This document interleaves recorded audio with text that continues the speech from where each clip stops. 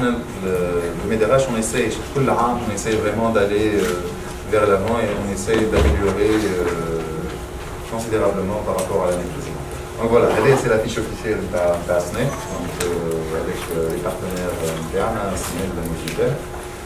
Donc voilà, c'est nous, MEDRH, il a su s'imposer comme étant l'événement le plus important des ressources humaines en Afrique et en Méditerranée. Il n'y a pas un rassemblement aussi important de RH ni en Afrique ni en Méditerranée.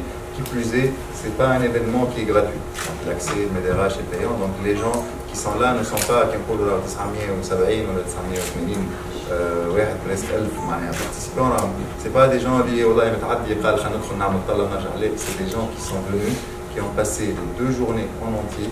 كما عبيتي حتى قبل بنهارين بثلاثة يجوا من برا من بعيد تلقى جاي من كندا ولا من غيره. Ils passent les 2 à 3 journées fait l'événement. Donc كيما شفتوا les salles اللي شفتوهم هذوك ce sont des salles où tout se passe en simultané. مش عندنا مثلا conférence من بعدها عندنا c'est en simultané toutes les salles الحمد لله عملوا été pleine à craquer, il y avait Bacha Abed Werfi, nous, donc nous, pour un certain moment, on utilise 11 espaces de l'événement, donc dans l'événement. Donc voilà, c'est plus ou moins le MEDRH.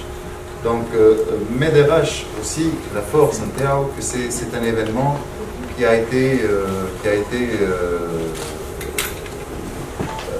c'est un événement pour les professionnels en ressources humaines qui a été préparé par les professionnels en ressources humaines. La 3e édition, donc Inch'Allah, on va être sur 3 hôtels.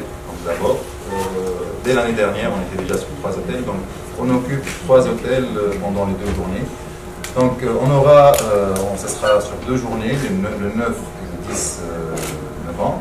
On aura une 50aine de speakers, entre les speakers de la plénière, ceux des workshops, et les différents experts qui seront là pour présenter de la matière concernant la thématique que Charles va vous présenter tout de suite. Donc, il y a les workshops stratégiques, on fera entre 4 et 6 workshops stratégiques avec notre partenaire de l'ITES.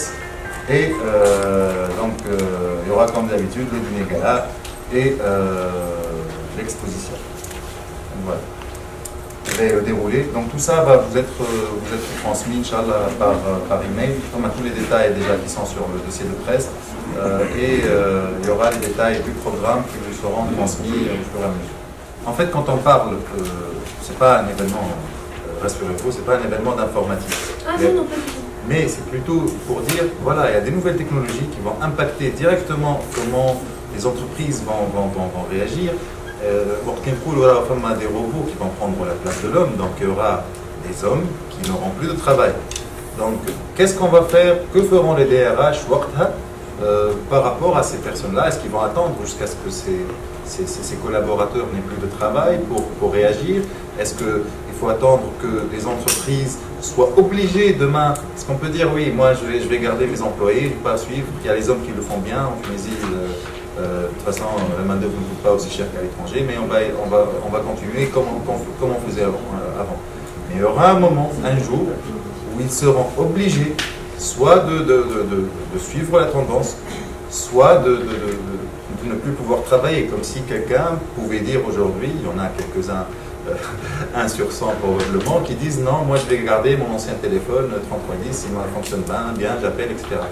Mais le jour où il utilise le smartphone, il ne peut plus faire marche arrière, et le jour où il se rend compte que non, il a eu tort, il doit utiliser une nouvelle technologie. Ça sera le cas pour les entreprises, et comment elles se prépareront pour ça, c'est notre sujet, et c'est aux DRH et aux personnes qui seront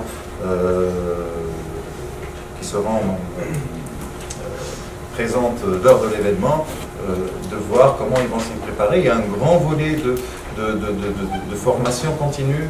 Il y a un grand volet de reconversion professionnelle, je pense aussi. Donc tout ça, ça relève des ressources humaines, et tout ça, c'est quelque chose que les ressources humaines vont forcément subir, comme on a subi nous, par exemple le passage du téléphone normal au téléphone smartphone, comme on a subi avant, je pense, le passage entre la photo argentique et la photo numérique. Il y a aussi le cas de Kodak qui n'existe plus aujourd'hui, Fujifilm, lorsqu'ils ont eu devant eux l'appareil photo numérique, et quand ils ont dit non, on ne peut pas travailler sur ça, qu'est-ce qu'on va vendre? Nous, on vit des recharges Kodak, etc. Donc, mais le jour où il y a eu les appareils photo numériques, forcément, le marché a fait en sorte que Kodak a fermé. Donc voilà, elle ne s'est pas préparée, elle a fermé. J'espère que les DRH sauront bien se préparer grâce à mes DRH.